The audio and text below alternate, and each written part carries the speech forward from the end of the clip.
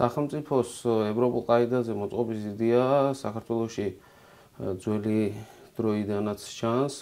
საზოგადოოდ ცნობილია ის ფაქტი, რომ პირველი ევროპელები ქართველები იყვნენ.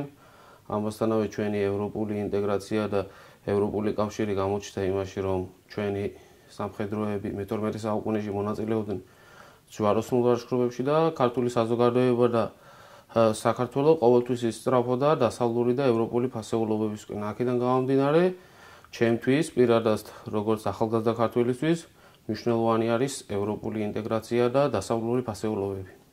საქართველოს ხელისუფლების დღევანდელი განცხადებებიდან გამომდინარე, საფრთხის წინაშე დგას საქართველოს ევროინტეგრაცია და დასავლური ფასეულობების გაზიარება. იქიდან გამომდინარე, რომ დღეს ქვეყნის უმაღლესი პირი მთავრობის ხელმძღვანელი პრემიერ-მინისტრი აკეთებს განცხადებას, რომ ქართველებმა უნდა გაიზიაროს სომხეთის მაგალითი საგარეო კურსთან დაკავშირებით, რომელიც გამორიცხავს ევროინტეგრაციას. ამასთანავე დღეს საქართველოში მომრავლებული პრორუსული პარტიები, რომლებიც აცხადებენ იმას, რომ ჩვენი მთავარი და ჩვენი ქვეყნის მთავარი ამოსავალი წერტილი უნდა იყოს რუსულ ყაიდაზე მოწყობილი ქვეყანა, აქედან გამომდინარე, ჩემთვის ყოვლად მიუღებელია დასავლური ფასეულობების იგნორირება და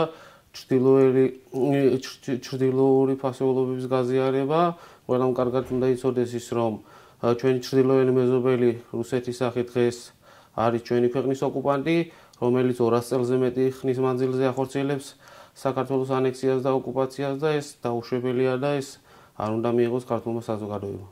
19 აპრილის აქციაზე მივდივარ, იმიტომ რომ პირველ რიგში მხარს უჭერ ჩემი ქვეყნის პროდასავლურ ინტეგრაციას, ევროპული ფასეულობების გაზიარებას და მოუწოდებ ყველას მოვიდნენ 19-ში და გვერდში დაუდგნენ საქართველოს, რადგან დღეს არის მნიშვნელოვანი მომენტი, როდესაც უნდა გაკეთდეს არჩევანი სიბნელე, რომელიც ჩვენ გვიდგას ჩრდილოეთის სახით და სინათლე, რომელიც დღეს არის დასავლური ინტეგრაცია და ევროატლანტიკური ორგანიზაციების წევრად გახდომა.